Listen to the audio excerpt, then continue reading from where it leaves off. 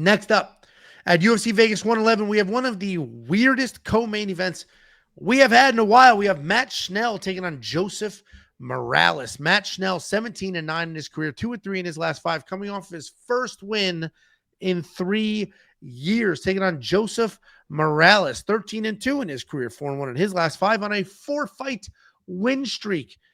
And given those circumstances, these odds are kind of tight. Minus 270, less than a 3-1 favorite in this fight seems kind of gifty.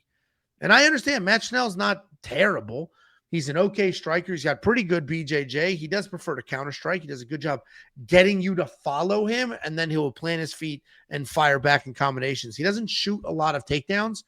He actually averages fewer than 1 per fight. But if he has any leeway on the ground, he could be a problem because his BJJ is very good and he can just snatch things up. While he can kind of struggle to get fights to the ground, he certainly can finish them there. His chin isn't great. It doesn't always hold up.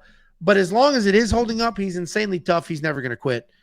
But he can be taken down very, very, very, very easily. And that favors Joseph Morales here because this guy's a solid wrestler, good grappler. He doesn't desperately shoot takedowns, but when he does shoot takedowns, he gets to the legs, he elevates. On the ground, he's got great control, great patience, doesn't put himself in harm's way. He makes sure that he methodically works through land strikes when he needs to and tries to find submissions. The issue is on his feet.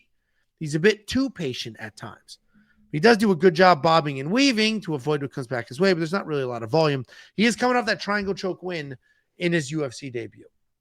And Matt Schnell has a terrible record. Matt Schnell will be accosted for being the co-main event here. He's been accosted a few times for a couple of performances, but he's not a terrible fighter. He can get after it on the feet.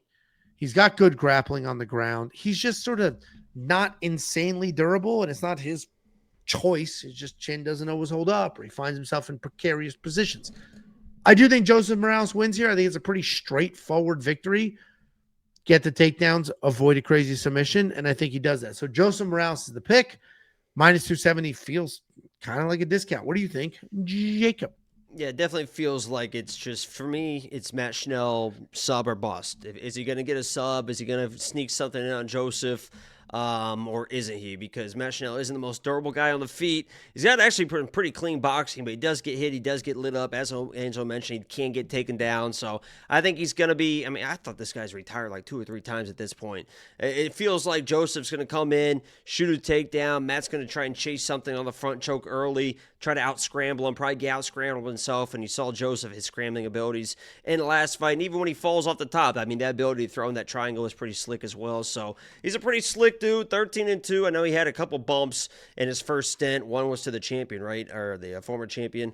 I think he's just at a different level right now than Matt Schnell. He should be able to get it done, and I think he gets it done by finish, or Matt Schnell finds some wild grappling exchange by finish, but I think there's a finish in this fight.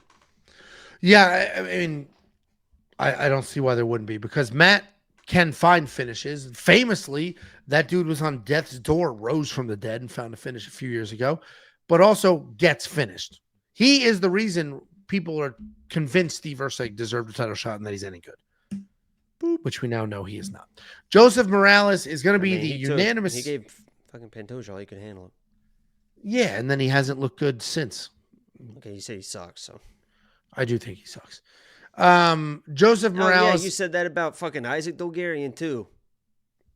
Turns out all those horrible things I said about him are some of the most accurate shit we've ever said on this show. Allegedly. You should read it all again. Allegedly. Joseph Morales, $9,300 in DraftKings Fantasy. I do think that's worth it because I agree with Jacob. We could potentially have a finish here. If you do want to check out the picks, the bets, the tools, the optimizer, the data, the artificial intelligence, the other cappers, all of it is in one package. There is no upsell. There's no cross-sell. The only tier system we have is every single thing we have to offer for either $10 a month, $100 a year, or $300 till the end of time. Those are the only packages. It's just discounts for longevity. WeWantPicks.com.